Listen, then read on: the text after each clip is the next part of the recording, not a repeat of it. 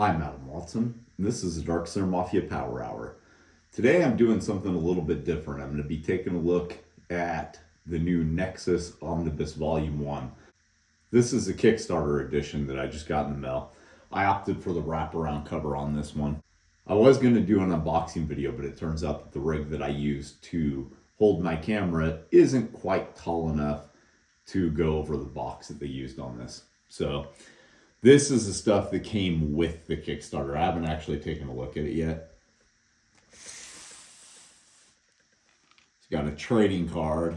I'm probably not going to keep any of this additional stuff. I rarely do. I usually just flip it on eBay because I don't really collect trading cards and stickers, stuff like that. It's a pretty cool sticker though.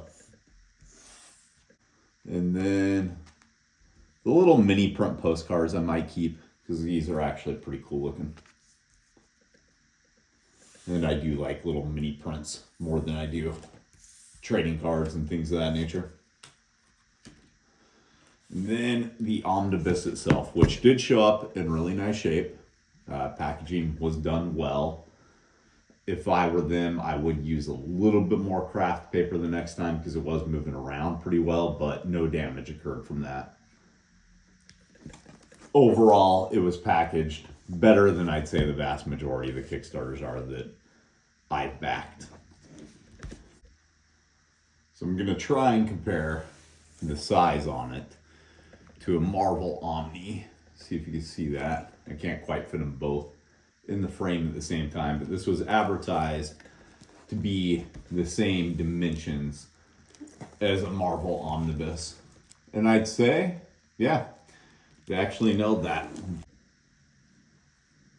So it looks like it is the same size as a Marvel Omni, which is good. Sometimes things are advertised that way, they end up showing up, and it's not quite the same. But yeah, this one actually is. The one sort of weird thing about this in comparison with Marvel Omnibus editions or DC Omnibus editions, though, is that it does have a bookmark. So that's actually something I've never seen in this size of an omnibus before. I've seen them in deluxe editions, of course, things like that. But I have yet to actually see them in an omnibus of this size. So that was interesting to see. I like that it's purple. I probably would have known all that if I had paid more attention to the Kickstarter itself, but I didn't. I'm enough of a fan of the Nexus series that I just decided to pop on it and didn't really look at what all the additional stuff was. So I didn't know that I was getting trading cards and that sort of thing, for instance. So the contents of this, it contains the original Nexus number 1 through 3. That should be the black and white editions. And then volume 2, issues number 1 through 26. And it looks like it does contain the backup features like Tells from the Clone Zone, for instance. It also contains Nexus, A Troubled Hero for a Troubled Age, which was originally published in Amazing Heroes number 18. I don't know if that's ever been reprinted before. Print quality looks great.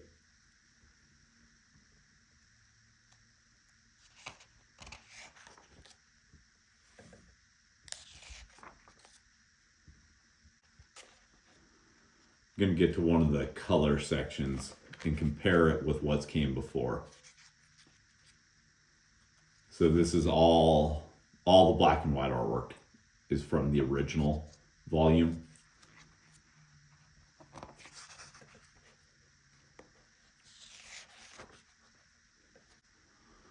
All right, so I'm going to flip to page number 228 so that I can compare it with what came in the Dark Horse archive editions before this.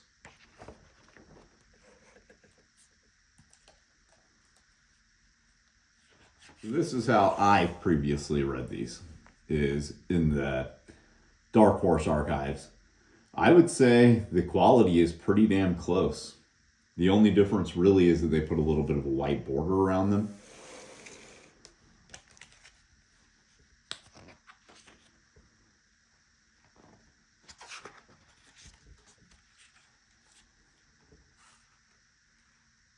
The reproductions look pretty spot on the way they should. It doesn't look like the color was messed with or the lettering.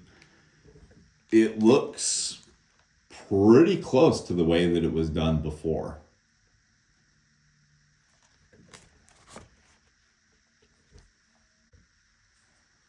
So what the story in Nexus is it follows Horatio Hellpop, who's a guy seen here, who becomes Nexus when he's gifted with superpowers by an alien who wants him to be his private executioner.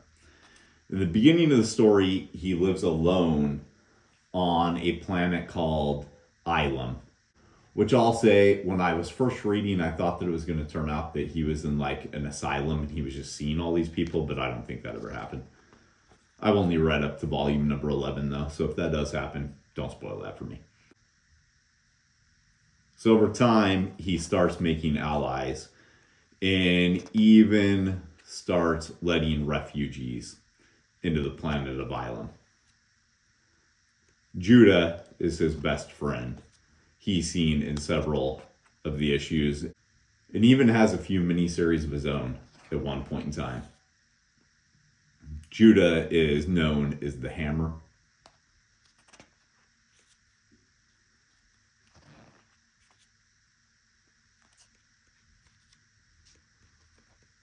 So overall, this looks great. This issue teams up Nexus with Mike Barron's other big creation of this era, Badger. We've taken a look at a Badger issue on a previous video. You should check that out. So they did put a little bit of a white border around the edges of the covers. This is probably the only complaint I have so far, is it would have been nice if these were actually full bleed, but they're not done that way. So it looks like their plan is to release all of Mike Barron's Nexus this way. I say Mike Barron specifically because I don't think these Omnibus editions are ever going to collect the stuff that Steve Rude is doing on his own. So if you don't know, in recent years, Nexus is sort of split into two things. There's the version that Mike Barron is doing, and there's the version that Steve Rude's doing. I haven't heard anything about them doing any more Nexus issues together in the future. So as far as I know, these omnibuses are just going to collect what Mike Barron has done. This page is what makes it sort of aggravating that the covers aren't full bleed. They clearly have the ability to do full bleed on the pages, so I don't know why the covers aren't shown that way. Yeah, like this is yet another example that they could have done more things full bleed if they wanted to. Then the splash page is shown at full bleed size. So, and another one. I don't know why the covers, at least the earlier covers I was looking at, are done in any other fashion.